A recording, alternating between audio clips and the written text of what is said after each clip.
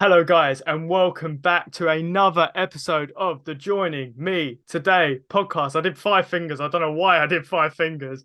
But anyway, I am back for another episode 12. And so I've got 12 episodes of the podcast now. Like I say, with every episode, I'm so happy to keep seeing where this podcast is going. And I've got another fantastic guest as per usual. But before every episode, as I always like to do, I like to do a song recommendation.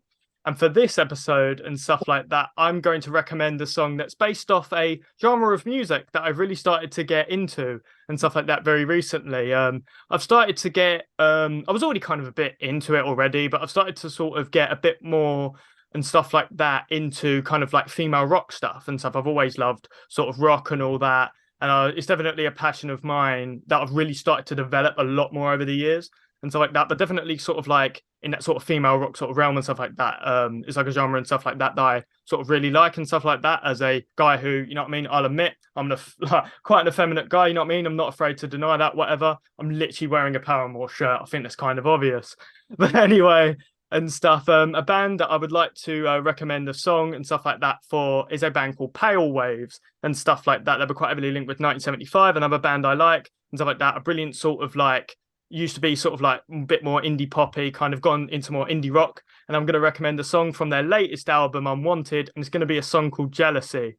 Absolutely fantastic indie rock, kind of basically a bit more of that kind of Avril Lavigne sort of style, but it's not rubbish. Yeah, I just said that. But anyway, yeah, I'm not going to go into Avril Lavigne, what I think of her music, but anyway, and stuff. Yeah, that kind of, like I said, that indie rock vibe and stuff like that. Brilliant sort of like vocals and stuff from the lead vocalist, Heather, and stuff like that. A brilliant song. You guys should definitely go check it out. But now into the main portion of the podcast. Today, I'm going to be joined by YouTuber, musician, and all-around fantastic guy. Welcome to the podcast, Sky from Codename Reaction. How you doing, sir? I'm doing good. How are you? I'm doing very good. I'm worried I've now awoken a bunch of Avril Lavigne stands somewhere because I feel like some of these artists do have some big fans out there, so I'm a bit scared. Oh, I'm That would be sorry. me.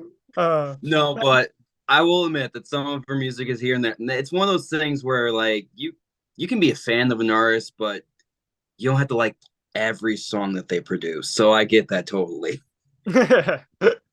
But anyway, speaking of music and stuff like that and what you like and stuff, this is also quite special and stuff because I haven't had too many people that are from the music realm on the podcast or whatever and stuff like that. So I'd be really interested to know. I always do guest song recommendations, but I'd especially like to know what would your song recommendation be out to the listeners? I mean, there's only one song that I have been like listening to like almost religiously, and it's only dropped, I believe, yesterday. And it's actually a cover of a Sisters of Mercy song, Temple of Love. And two of my all-time greatest influences and bands I listen to, or at least artists. And it was released by Black Veil Brides, and it features Ville Valo of him, obviously, because I'm a huge him fan. And like I'm kind of like almost like a retired semi goth right now, but I was big into it when I was growing up, and I've just been jamming that consistently. Like my high school like teenage heart is just like on fire. Like this is amazing, and so that is my recommendation. And by far, it's my favorite single of the year so far, and we're only in June, so that's great. It's interesting to know and stuff like that. It's also your favorite song of the year so far and stuff like that. Mhm. Because I've been thinking about because I did a song of the year list last year on one of my episodes. So now I'm thinking constantly, or could that be song of the year, whatever. I think I know what the winner's going to be already, but I've already Mhm. changed it once, so that could change Oh, again. But it's mhm. interesting to see what your one is.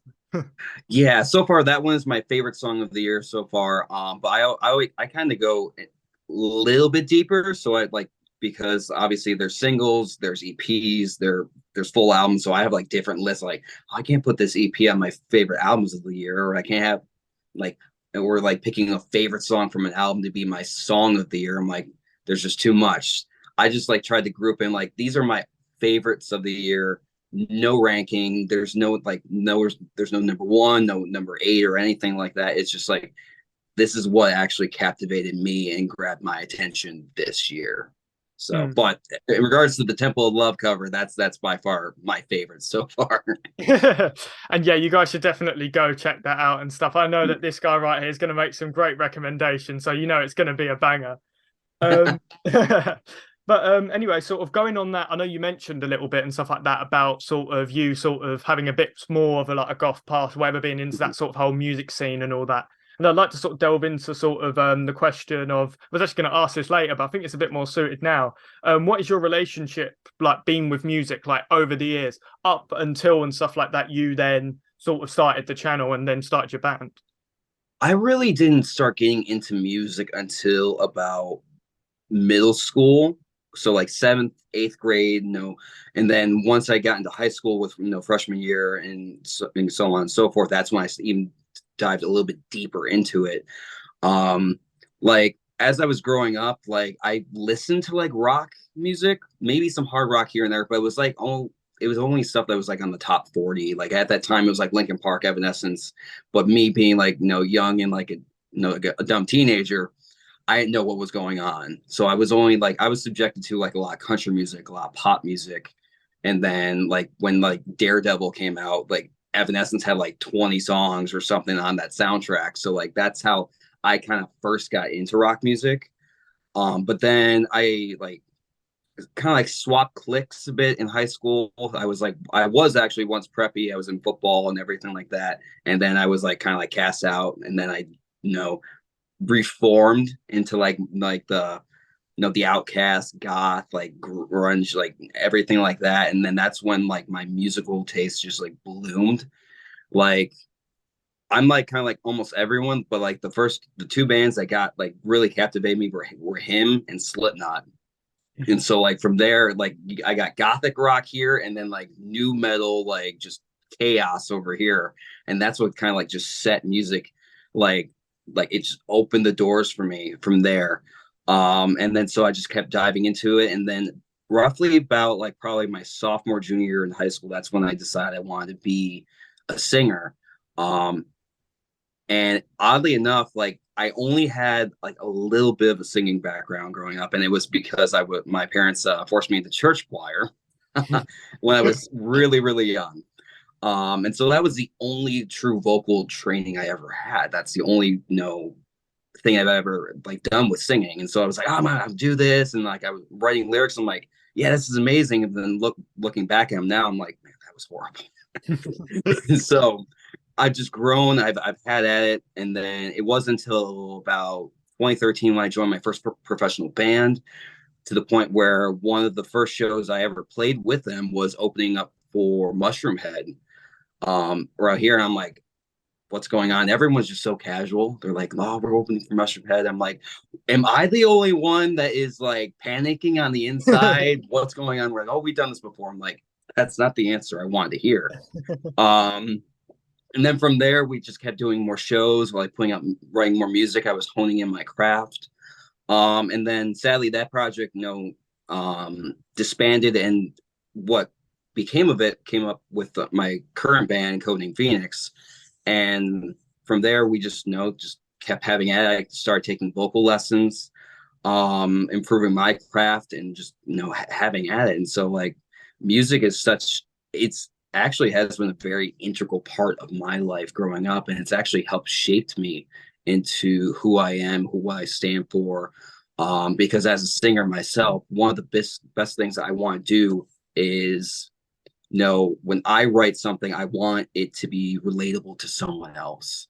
Where growing up and like dealing with like anxieties and depression and everything like that, if there's something that I can't personally say, I always go to music, because whatever words I can't verbally say, there's a song or 10 songs out there that can do the justice for me that I can't do personally. And that's my goal. I want to be someone's voice when I write music personally.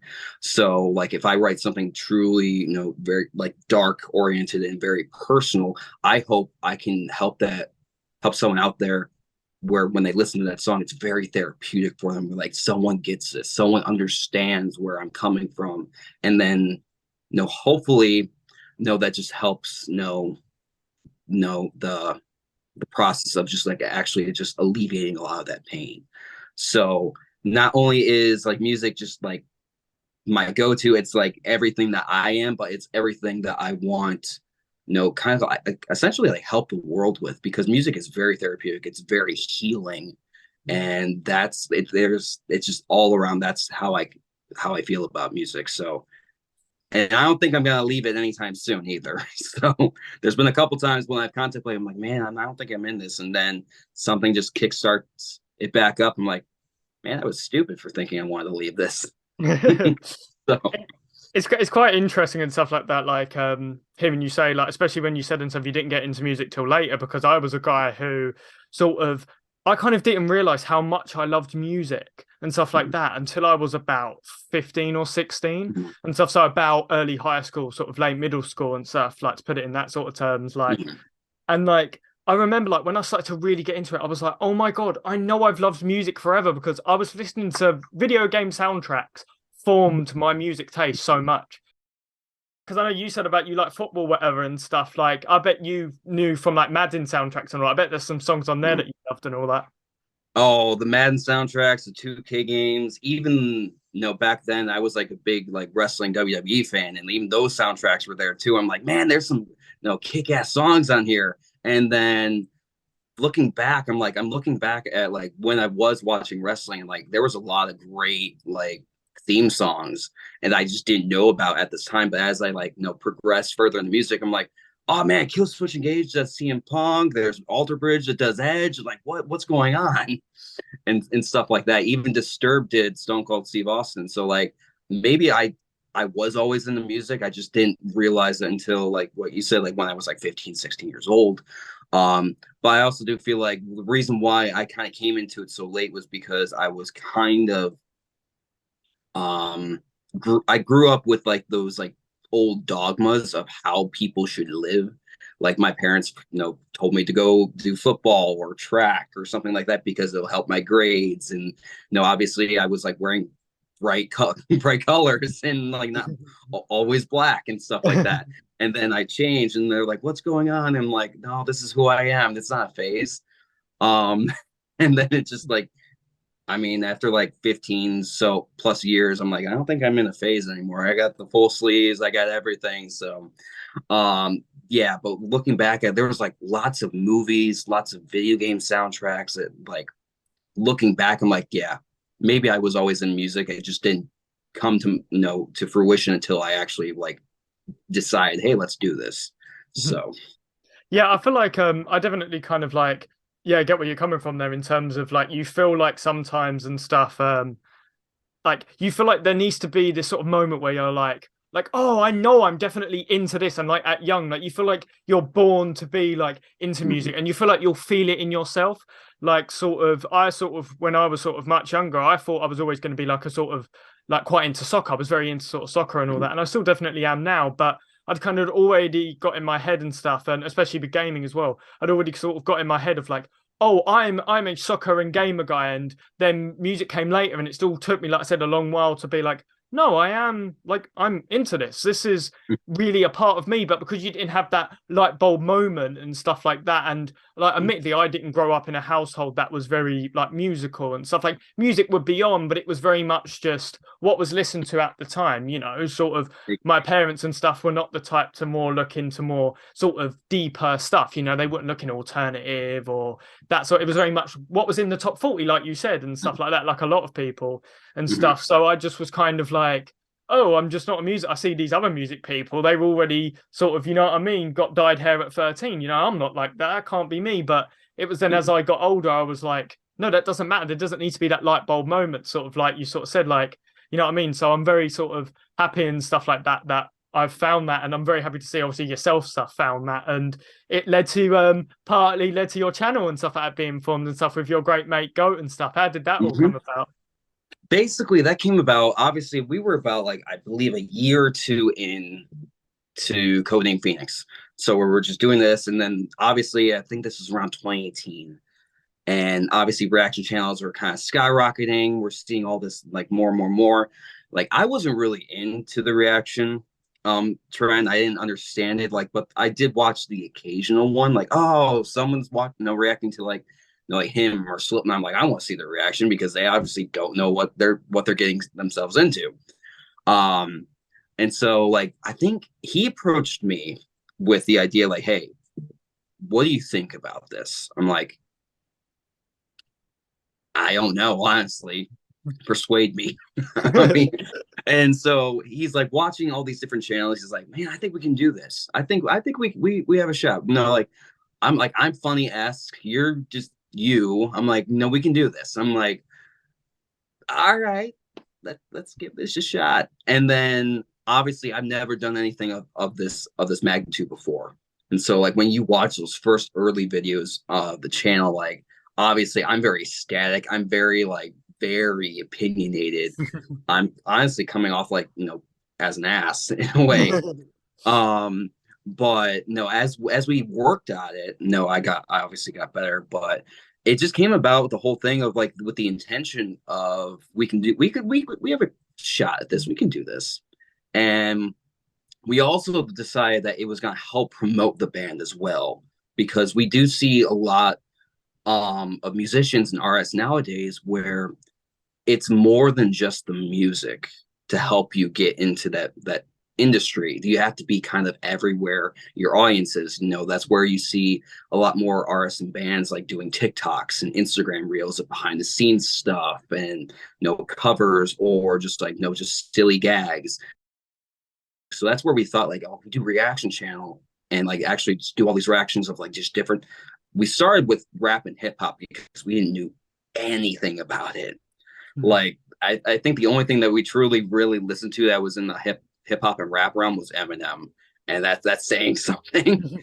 But that as we started the channel, we started growing, listening to a lot more things, and we decided like, oh, we're gonna help this. We're gonna use this was gonna be our outlet to help with the band. No, we react to these big songs that we don't know anything about while pushing. Hey, we're actually musicians and somewhat in the industry. No, this is our take on it and whatnot. And so that's what we kind of just strive for. And we're honestly, it's just like two idiot friends that were like, hey, we could do this, and then here's our band. That's literally all that came about for the channel. And then honestly, like we started at the right time because we started it in 2018, I believe. And then obviously the pandemic happened and everyone was kind of locked in their houses with quarantine and everything like that. And you couldn't really do anything outside. So you were kind of like bunkered down in your house. And like, that's when YouTube kind of even skyrocketed even more. And while I do kind of feel like it was just very odd timing and like maybe a quote unquote fluke, but it's been fun. That was the initial intention going into this channel. Just being like, and it was more like, so like, like when our guys are writing a song and recording, like, we're because, bass and like, and vocals are some of the last things that get recorded when you write a song. We're like, well, we got nothing to do. Let's do a reaction channel just to like pass the time. And so that's how everything kind of came about. And then the channel blew up and we're like, we can't quit this now. Oh my god, what do we do? Yeah, like, and you guys definitely deserve and stuff like that the amount of fame you guys have got, because like you go and stuff like that, and I know you get some other people and stuff like that as well on. You guys have done some amazing stuff, some like amazing reactions. Sort of like, how does it like sort of really feel then and stuff to have like fans and stuff like that? Like people say that they're now fans of you. That must be like crazy to think about. It is actually pretty crazy because I always thought that we would get some sort of fans from the band. And nowadays, I've actually gotten picked out of crowds like out of nowhere. Like I can be at a show, and people are like, "Hey, you look familiar." I'm like, but I'm like, I haven't played this venue, or I haven't played here in a while. Is it because of the band? So that's me, like obviously locally where we're at. I'm like, okay, there's either two things that you've recognized me from. One, it's the band, or two, it's the channel. And that's when I always ask them, like, do you watch YouTube? And they're like, yeah. I'm like, so there's some traction there. And I ask them like, well, I'm a YouTuber, I'm a reaction. And I'm like, oh yeah, you reacted to so and so or whatnot. So I'm like, oh my God, what's going on? You're a Like, YouTuber now. You're a yeah, YouTuber. basically, like I think the last time I got picked out of the crowd was actually when I got to see Villa Bell on a solo tour in Chicago, and I was just standing there, just like almost like front and center. I'm like, yeah, this is amazing because I never got to see him growing up, and then obviously when they broke up in 2017, like my heart just broke. And then when he announced a solo tour, I'm like, yay, no retribution. Um, but then they go like, hey, you look familiar. I'm like, um, maybe from YouTube. I immediately went there. I'm like, yeah, you probably saw me on YouTube. He's like, oh yeah, you reacted a lot of Billy Bell stuff. I'm like, yeah, and I've covered some of his songs too because I'm a singer. He's like, and but then that's what like me and Goat were like separated in the crowd because obviously me being a him fanboy, I was up front and center and he was in the back. And so like he was like, where's your buddy? I'm like, oh, he's somewhere back there, you know. No, but it's so weird getting picked out of the crowd out of anywhere. It could be anywhere. Mostly it's been at actual like live music events where I've been picked out because obviously, you know, as a musician, I'm gonna go to live music. Mm. Um, but it's still weird to this day, just getting picked out of the crowd. I'm like, what the hell? In turn, a good portion of our reaction channel fans have turned into fans of the band. So it actually did kind of work, you know, vice versa, or you know, some fans of the band have been like, oh wait, they do reactions. What's going on here? And so it's kind of like a dual thing. Like it just kind of feeds off of each other. And we're like, this is interesting. This is the most interesting thing ever. Yeah, like it must be like correct because I've said like even in previous episodes and stuff when I've had like sort of YouTubers on and stuff like that, and like I don't know how I'll be able to process and stuff like that, like sort of like your guys' levels of success or other people's and stuff because like especially when you're getting picked at like in the crowd and stuff like that, and like that would make me go like what because it's not like I've even said this on a previous episode as well, like it's not like fans for instance always round you, you're always sort of you're not like you know what I mean? Like Eminem's levels of fame. You know, he steps outside his house, everyone's there. So sometimes you just think, oh, I am just a regular guy. You know what I mean? Sort of whatever. But then it's moments like that that make you go, oh my God, I really am like sort of quite famous and stuff. So yeah, it must be sort of like quite crazy. Like, do you guys remember sort of the first video that really sort of got you guys your popularity? Which one really set off? I think the thing that truly set, you know, the channel in motion was one of our first ones. I think it was like either our second or third. Because I remember that because I was an idiot because we did two back-to-back Post Malone reactions because that was where like we started with a Post Malone song and then we're like, oh, we want to dig more into his music, so we just did another one. And that's what kind of that was the first step, I believe.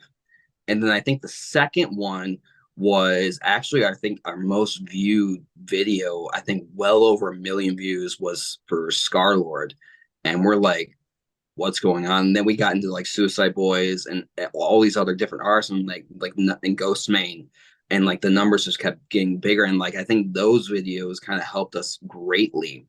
So it was like within the first year or two, you know, those videos helped, you know, actually push us in front of people. But I believe it was the first one that really, you know, uh, knocked down the first domino. It was that I think it was Post Malone's Rockstar. I think that we reacted to. That was the first one that was like, huh. And we're like, all right. From there. So and then that's what we just kept going and going. You know, despite all of the personal life changes and everything that we're going through and whatnot, we're still having at it and whatnot. You know, thinking of different ways to kind of even like, you know, reinvigorate the channel as well. But no, maybe there'll be another Post Malone video that will like even push us into another 250,000 subs or something like that. We don't know. You might reach 1 million one day. You might get that gold play button. I think everyone is always like, I want that. I'm like, you don't know that takes a lot of time.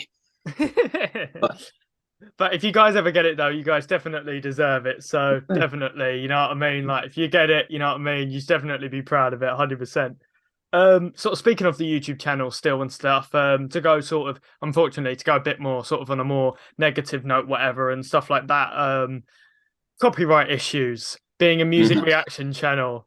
Um, what are your feelings on the whole copyright issues on YouTube? Well, given the fact that I think this is a very interesting question because obviously, as YouTubers, we get the like, oh man, we got copyright strike, and it makes sense we're using someone else's material. But being on the other side, being a musician, I'm like, well, yeah, no, I don't want people just using my material, willy nilly. I'm like, I want to get some sort of, some sort of revenue from that. No, like obviously I'm not copyright my own music. So I understand both sides of it.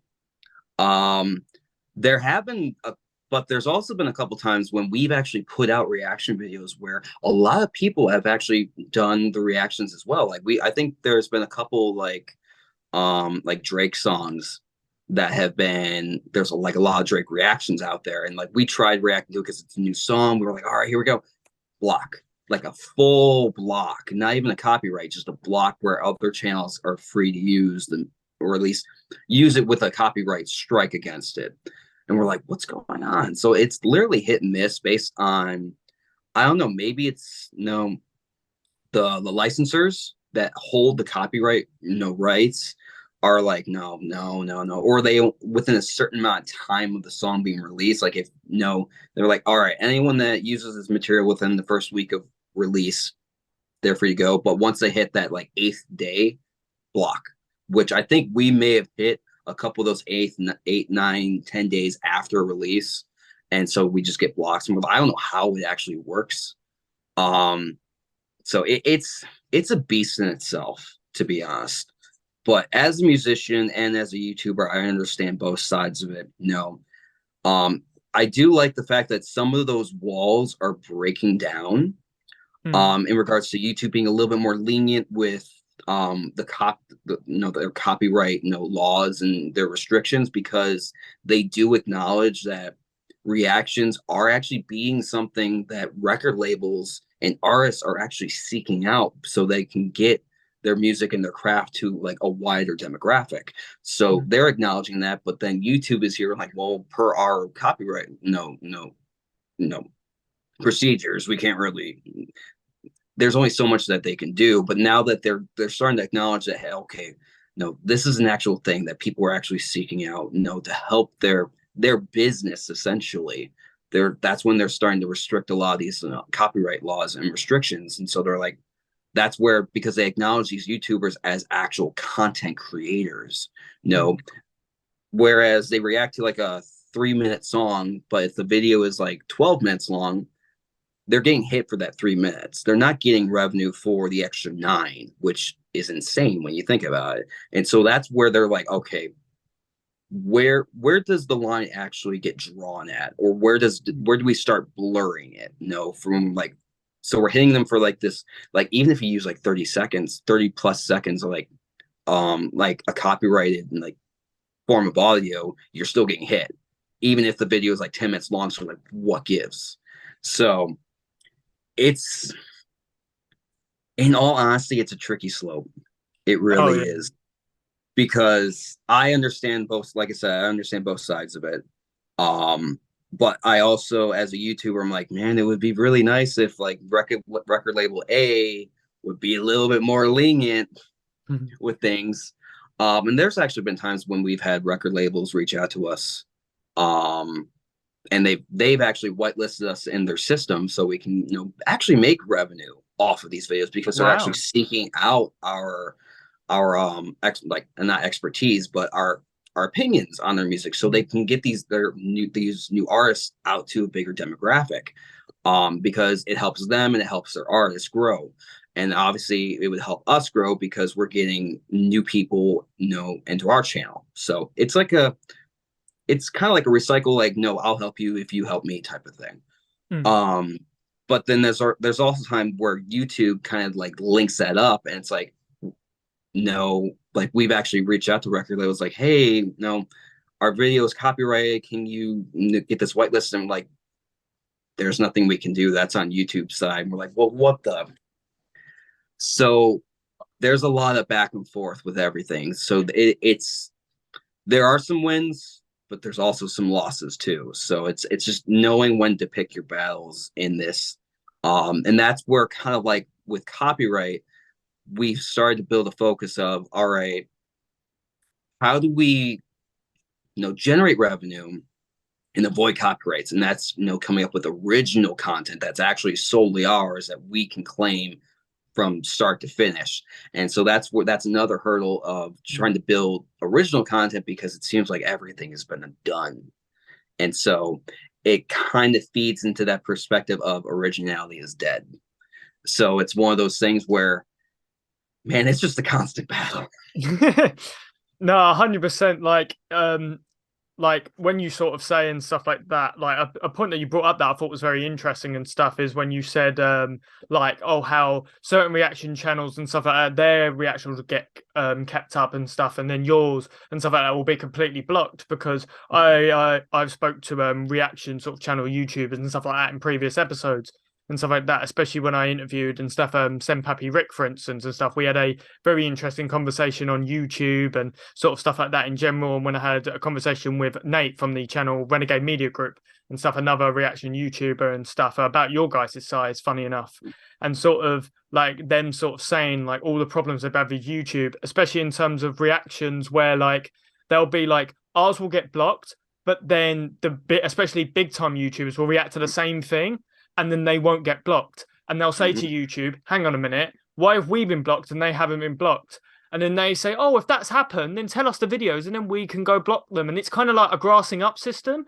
But it's like, but then why did you do that in the first place? Because we both have the video displayed in a similar or same way, but why are they any different? And like, do you feel like that's happened to you guys loads of times where it felt like you guys have been picked out compared to other channels?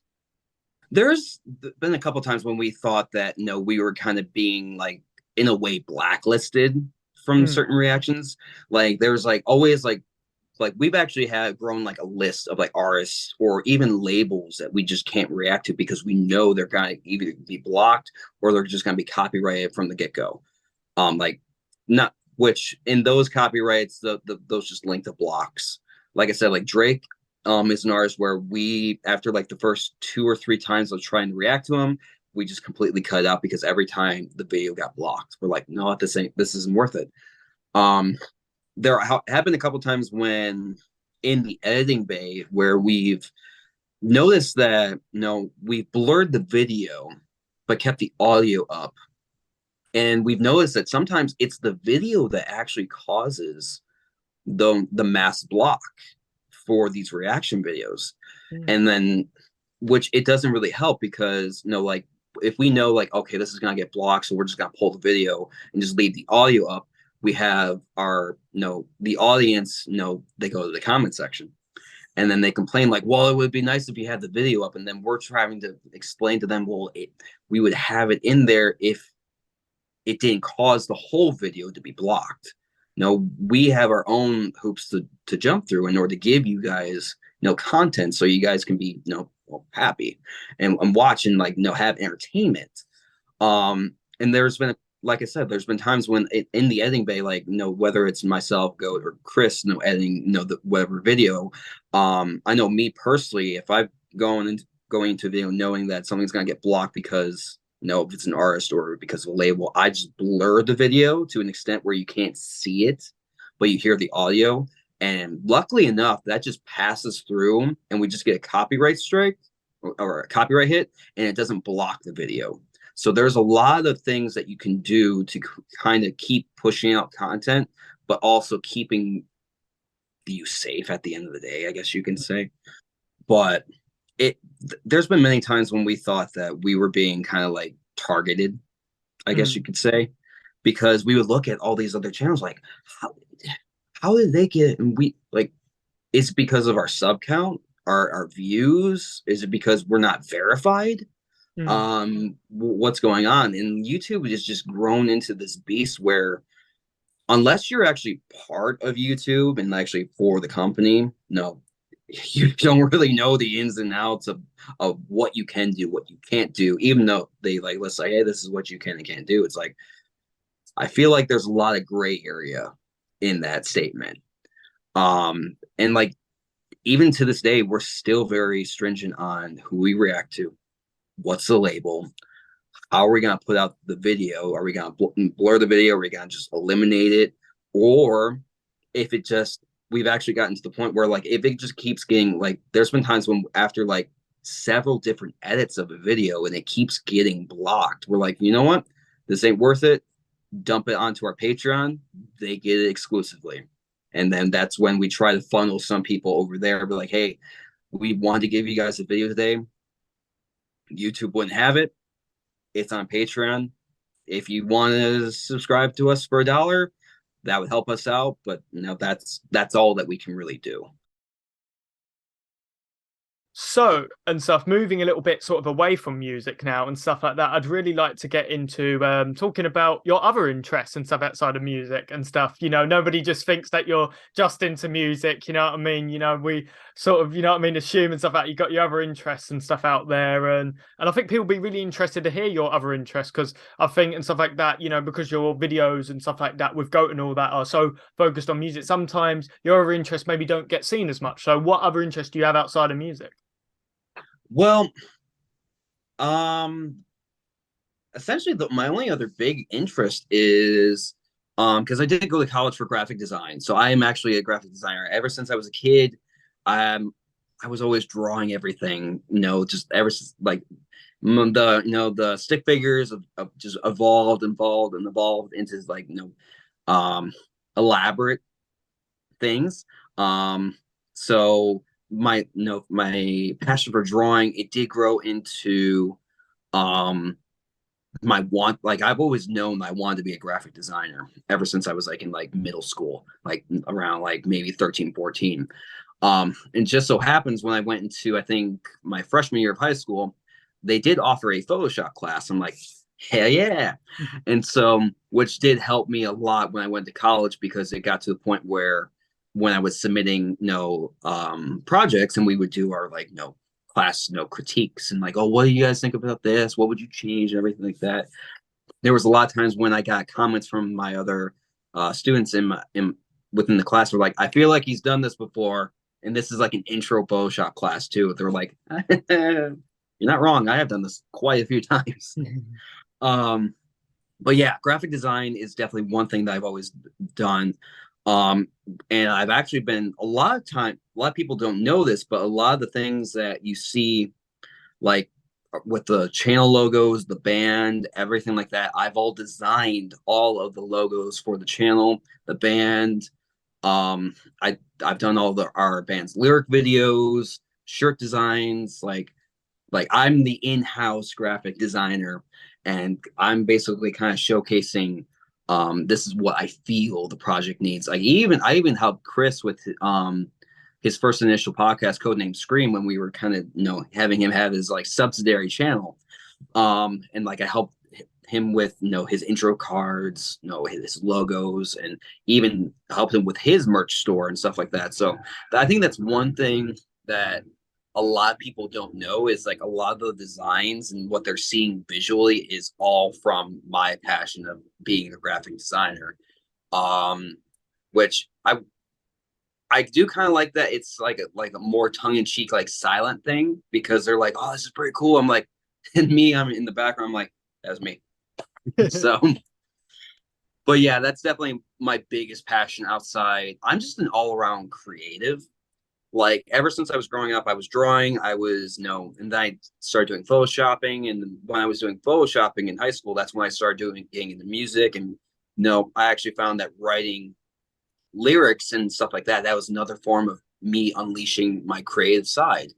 And so, and my parents, my family, everyone has always said, no, just gotta go with your passions. You have to stick with this.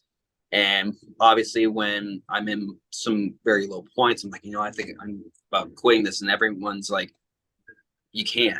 It's not you. You without X, without Y, it just can't be done.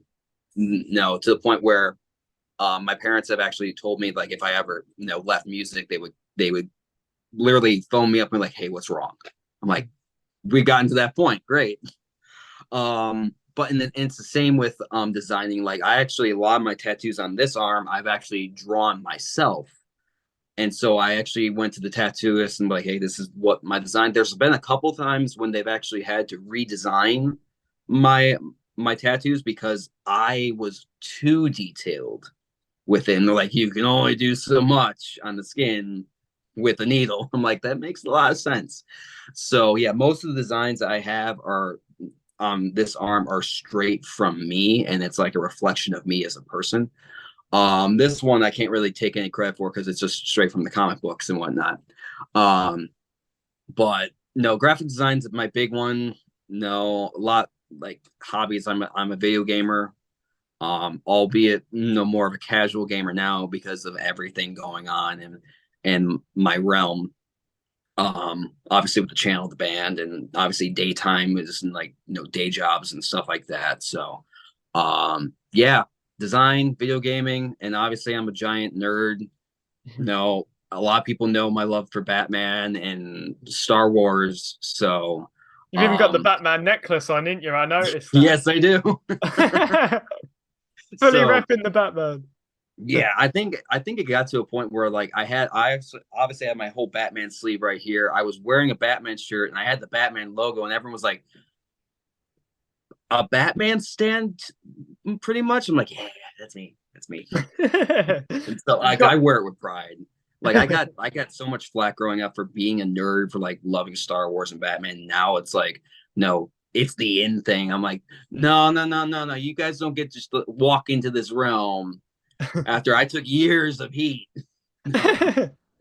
It's, it's So, it's it's quite interesting you say that because that's definitely happened where like these things like especially like with Marvel and all that, you know what I mean? That's a perfect example of that. Like during the 90s, you know, if you were like, oh, I love like, you know what I mean, Spider-Man and all that, people think like, well, no, if you're talking about now, they're like billion-pound films, like, and mhm, it's like, wow, like, but how great would that have been for a lot of these 90s kids and all that and 2000s kids if you know what I mean? It had that level of respect because I feel like it would have helped a lot more, you know what I mean? People like yourself who were maybe outcasted for that sort of attitude be more accepted and stuff like that. It's quite sort of like sad, especially with gaming as well. I mhm, definitely feel that, you know, sort of yeah, it's quite funny. I've always been into Pokemon, for instance, and stuff like that. And I remember and stuff like that. I was into Pokemon and stuff like that since about 2008, like when I was about like 6 years old or something mhm, around that sort of time. And then sort of from there, I just sort of loved it more and more. And I always would used to be, I used to be taking a mick out of and stuff like that. Once obviously all the kids around you get to a certain age, it's like, oh, you still like Pokemon, you still like this. The moment Pokemon Go came out, oh, mhm. I've loved Pokemon since here and then. And I'm like, yeah, but like, what happened 5 months ago when you were saying I'm sad for it? And it's like, it's there you go. But yeah, you're definitely right in what you were saying, mate. It's definitely it's like a 50-50 thing. Like all of us are like having retribution. Like, oh, really, everything that we love is now everything that everybody loves. But I'm like, I see, I wasn't wrong. But also, it's the flip is like, I'm kind of bitter about all of this. How what about it being popular now? I'm like, yeah, I I don't forget what happened. Just so you know. I feel that a little bit with like music bands sometimes as well and Mhm, stuff like that when like people will finger your music down and then that band will get really popular and they'll be like, look how amazing this is. And it's like, yeah, I've known this for like years, mate. It's like you didn't mhm. have to just so oh, I definitely agree with that. But yeah, so you're not like me, you don't have 1,000 interests like I do. I've got so many interests out there. I'm even one of those people that likes trains and stuff like that. Oh, hey, hey, I'm at the I one I never judge. Whatever you love, that's a part of you, and if it brings you happiness, that's all that matters. Is us being happy at the end of the day with the things that we love. And just having at it. That's what makes us all unique and like it. And now I'm a big like person when it comes to individualism. No, whatever makes you you, stick with that. Especially if it makes you happy. No, you could like die at the top of the mountain but as long as you're happy with everything that you've done, everything that brings you happiness, that's all that matters. That's literally all that matters. Like, yeah, I'm a Batman fan, Star Wars, I musician, like, but that makes me happy. That brings me happiness and composure and everything, you know, and that makes me me. Whatever makes you you, or the viewers are watching, whatever makes them happy and themselves, that's all that matters. Just Oh be yeah. you, be your most genuine self at the Oh end of yeah. the day. That's a sentiment that like really means a lot to me because individualism and stuff like that is sort of a concept and stuff like that I've really connected with a lot. And I do feel like sometimes I do see in a lot of culture and stuff, pop culture, especially in recent years, I feel like so many people are just so kind of like they don't want to be, they're either scared to be individualistic or Mhm, they're just so just like about trends and what's everyone else doing as opposed to what mhm. am I doing? You know what I Yeah. mean? They're so like, oh, what's the big trending thing? Oh, it's this TV show. Oh, I've got to catch up with Stranger Things because now people are watching it. But then they Mhm, won't be the same people that'll be like, oh, a book's come out about it. Maybe I'll check that out. No, they won't care because no one else cares about it. yeah. And that's something that means a lot to me because I've always like strived to be like individualistic and Mhm. stuff. A lot of the bands I'm into, nobody else knows about or cares. But do I care about that? No, I love them anyway. You know what I mean? Yeah, Yeah, love it anyway. that's how it goes. I'm a guy, I like I said earlier in the episode, I'll admit, you know what I mean? I love and stuff like female rock music and a lot of sort of female music and stuff like that because to me and stuff like that, like I'm a person who loves both my masculinity and femininity. You know what I mean? They're two areas that like, mean a lot to me and stuff. And I really connect with both and I'm very comfortable with sort of both sides of my personality there and stuff like Mhm, that. And I sort of love and stuff like that having this forum and stuff like that to express my individualism and stuff. I like the fact even on your like your tattoos and stuff are like your own creations. Like that mhm. is key individualism. Yeah. So what are some specific tattoos you might want to show off that you have on your sleeve there? I mean, I kind of weird from the angle, but like I got like a demon like on a throne, like I got like a personal badge of honor, like some like very like anti-religious tattoos and stuff like that because I'm not very religious myself. Um, the first one I ever drew was this one right here, where you probably can't see it, but it's like a skull with a guitar with dual roses, and there's actually a mic and cable wrapped around it. No, and basically like, oh, but you're not a guitarist. What's going on? I'm like, technically, it's like a riddle kind of like puzzle because the way I see it is, the roses are a symbol of love. Skull is always a symbol of death, obviously. So basically, I always, figured it out that I will like love, and I use this specific guitar because it was a Flying V, and at that time I'm like, well, I mean, still a big Bull from a Valentine fan, but like that was like the style of guitar that like specifically Matt Tuck would play, and so I'm like, okay, that's like. And like even like Alexi, no, obviously rest in peace from Children of Bodom, he would have those style of guitars as well. And so I was like, that's like the metal guitar. And at that time, in my perspective, I'm like, so like I basically figured out like I will love metal music till I die, and the mic and chord wrapped around that was just an extra little hint that because I'm a singer, so that's how I kind of piece that one together. But I know, well, actually, now more people know about the meaning behind that one. But no, for the longest time, that's like how I like represented and saw that tattoo and whatnot. So, and then obviously my Batman one's here. And I'm just like big on skulls and stuff like that. So it's just a part of my personality, I guess. But yeah, so yeah, like that's just kind of what it is. Like, yeah, pretty much. Yeah, I admittedly and stuff, if I unfortunately because I've got really skinny arms, I can't really Oh, get tattoos on them, and because admittedly and stuff, I'm somebody who has very sensitive skin, so there's a good mm, chance it could be quite hurtful legit. to me if I ever got tattoos and stuff. Mm, But if I was to ever get them, I find it really interesting, like you said about you designing your own tattoos, because that is what I would go with, and I've even had mm, some ideas in mind of ones I would do, like I'm quite into sort of art stuff. Again, another interest. I'm quite into sort of being artistic. I don't like mm, traditional art. I'm not as fussed, but more like, have you heard of Banksy, for instance? mm, Like mm. Banksy. I don't think I have. I'm not very in the artist realm, but I'm always intrigued by it. Yeah. You might have known he was the guy who did a bunch of spray painted pieces. Okay. They've sold for quite a lot. He did one with a girl like when the balloon was floating up. There was like a girl thinking at it. Hmm. I'll It's have a to look thing you into might know this. when you see it. Like, Oh, okay. That is one of those like, oh, once you see it, you're like, oh yeah, I've seen it before. yeah, he famously and stuff. One of his pieces and stuff was sold and stuff. He's one of those guys. No one knows his identity. Hmm. And at the auction, he literally pressed a button and shredded the art piece the moment it was sold. and it went for like 10 million. It was something like a large amount of money. Like, Wow. That's a move for sure. Damn. and it's like artists like that sort of modern art, and sort of people just being very like, even just stuff like simple things on like Instagram, how people represent themselves. I can find that very inspirational, and it's Mhm. inspired me and stuff like that to be like, oh, what sort of art pieces I would get on my arm, and sort of like creating pieces. And one piece I'd love to do, I literally just thought of it in like 10 seconds. I went, it's a bunch of like, you'd have like a couple of kids, maybe just like heads and stuff like that, and it's all like, oh, they're celebrating a birthday, but in the middle, instead of a cake, it's just a big wad of money with a candle in the middle, representing, we're teaching kids at an early age, you should love money. You see the Logan Paul, Jake Paul, and all this YouTube stuff, and kids are Mhm. now kids at like 7, so they want a Lamborghini. Yeah.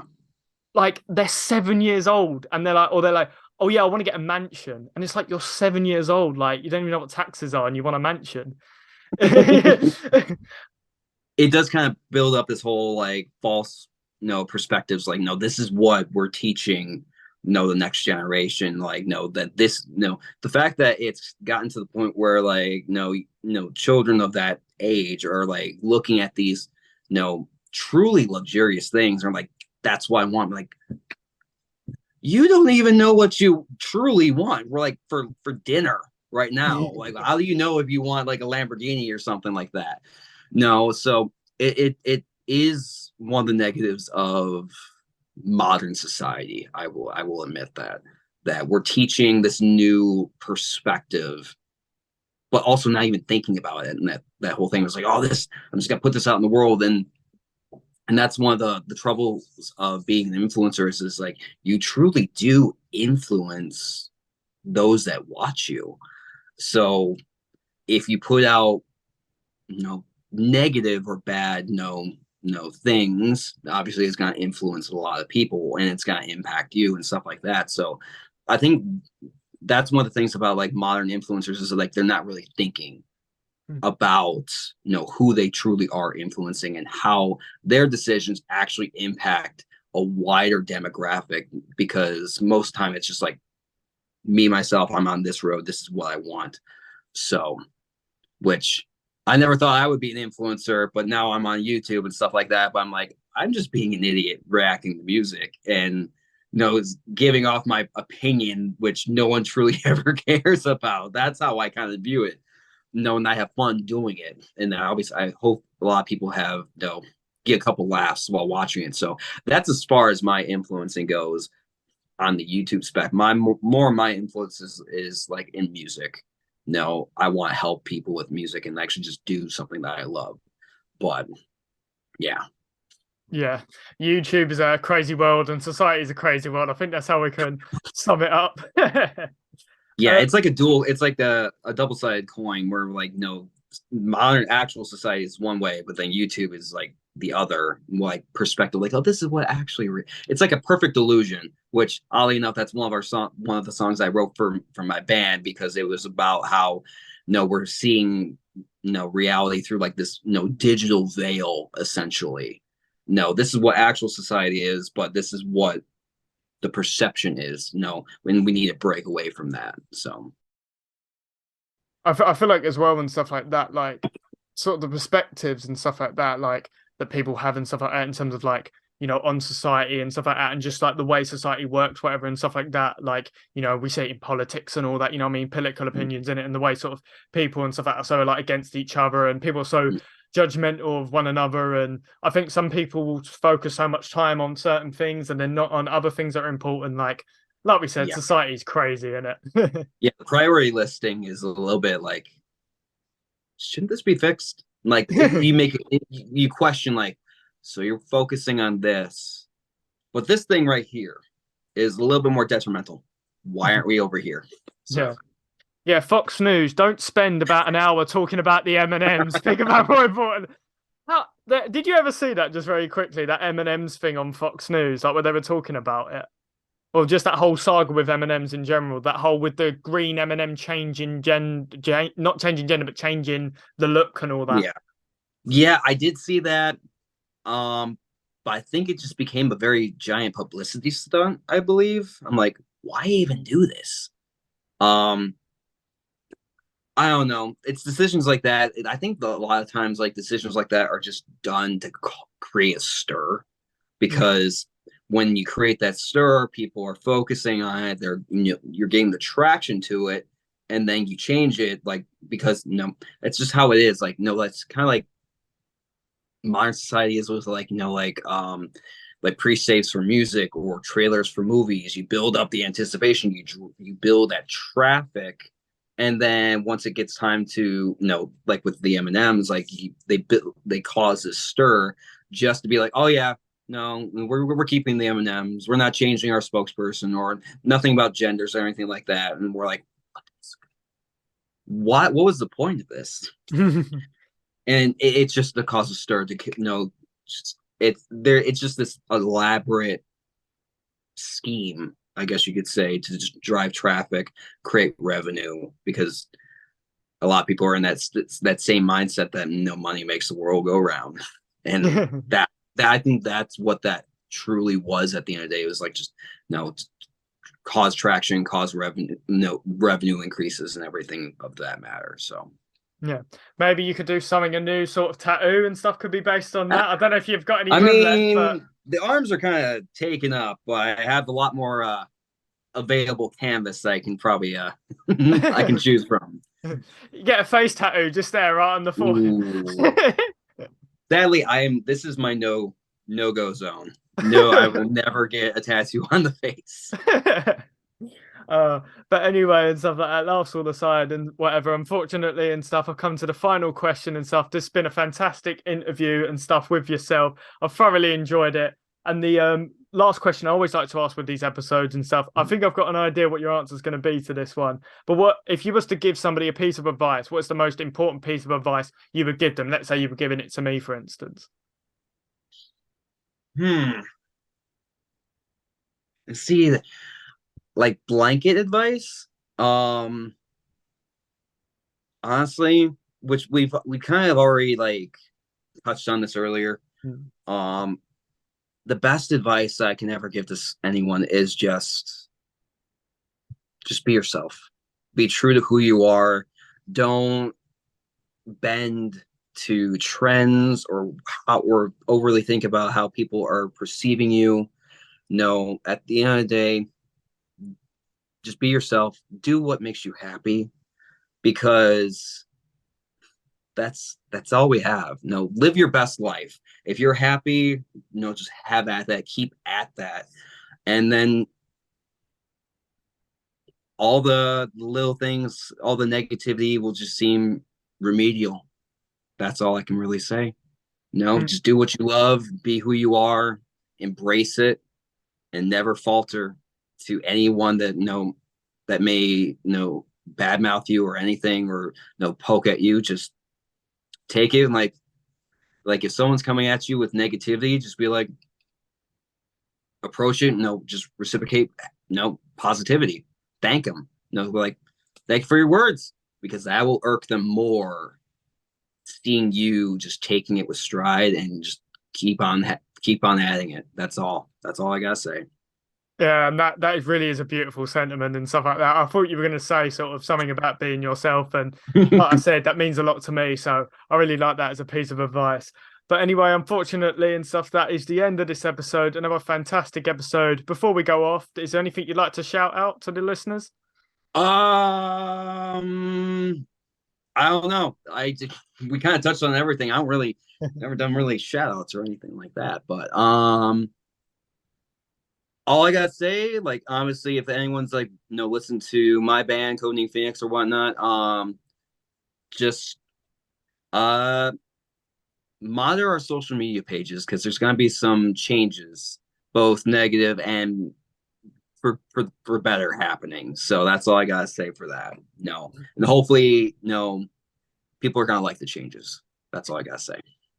Yeah, sounds very, very interesting stuff. So obviously, you know what I mean? Keep an eye on that, guys, and stuff if you're interested. But anyway, yeah, another fantastic episode and stuff. Episode 12 and stuff like that has come to an end and stuff. I hope you guys enjoyed this episode. See you guys next time. Peace out.